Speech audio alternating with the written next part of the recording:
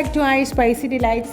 ഇന്നത്തെ റെസിപ്പി ഒരു ഉപ്പുമാവിൻ്റെ റെസിപ്പിയാണ്. പക്ഷേ ഞാനിവിടെ റവയല്ല എടുത്തിരിക്കുന്നത്. റവയ്ക്ക് പകരമായിട്ട് നമ്മൾ വെള്ള അവലാണ് എടുത്തിരിക്കുന്നത്. അപ്പോൾ വെള്ള അവല കൊണ്ട് എങ്ങനെയാണ് ഉപ്പുമാവ് ഉണ്ടാക്കുന്നത് കണ്ടിട്ട് വന്നാലോ.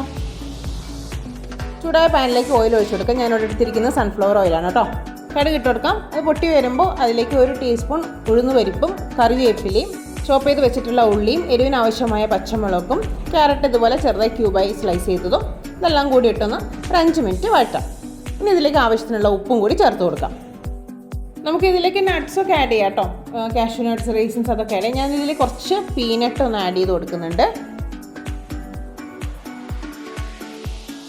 എല്ലാം ഒന്ന് സോഫ്റ്റായി വന്നിട്ടുണ്ട്. ഇനി ഇതിലേക്ക് നമുക്ക് പൊടികൾ ആഡ് ചെയ്ത് കൊടുക്കാം. പൊടികൾ ഇതിൽ വലിയ മസാലക്കൂട്ടൊന്നും ഇല്ല.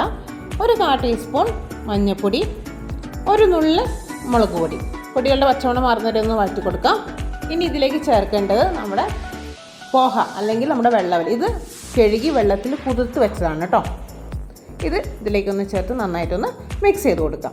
ഇനി അവസാനമായിട്ട് നമുക്ക് ഇതിൽ ചേർക്കാനുള്ളത് 1/4 ടീസ്പൂൺ കായത്തിൻ്റെ പൊടിയും അതേപോലെ കുറച്ച് മല്ലിയിലയും 1 ടേബിൾ സ്പൂൺ ചെറുനാരങ്ങയുടെ നീരും കൂടി ചേർത്ത് നന്നായിട്ടൊന്ന് മിക്സ് ചെയ്യാം. ഇനി ഇതിലേക്ക് വേണമെങ്കിൽ 1 നുള്ള് പഞ്ചസാരയും കൂടി ചേർത്ത് കൊടുക്കാം. ഓപ്ഷനിലാണ്, ടേസ്റ്റ് ഒന്ന് ബാലൻസ് ചെയ്യാൻ വേണ്ടിയിട്ട്. നമ്മുടെ പോഹ ഇവിടെ റെഡി ആയിട്ടുണ്ട് കേട്ടോ. വെറും 5 മിനിറ്റിനുള്ളിൽ നമുക്കിത് പെട്ടെന്ന് തയ്യാറാക്കാൻ പറ്റുന്ന ഒരു ഹെൽത്തി ബ്രേക്ക്ഫാസ്റ്റ് ആയിട്ടും അതേപോലെ ലഞ്ച് ഡിന്നറായിട്ടൊക്കെ നമുക്ക് കഴിക്കാൻ പറ്റുന്നൊരു റെസിപ്പിയാണ്. എല്ലാവരും ഇത് ട്രൈ ചെയ്ത് നോക്കുക. ട്രൈ ചെയ്ത് നോക്കിയതിന് ശേഷം നിങ്ങളുടെ അഭിപ്രായങ്ങൾ കമൻസിൽ ഒന്ന് രേഖപ്പെടുത്തണം കേട്ടോ. വീഡിയോ ഇഷ്ടമായി ലൈക്ക് ചെയ്യാനും അതുപോലെ ഷെയറും കൂടി ചെയ്യണേ.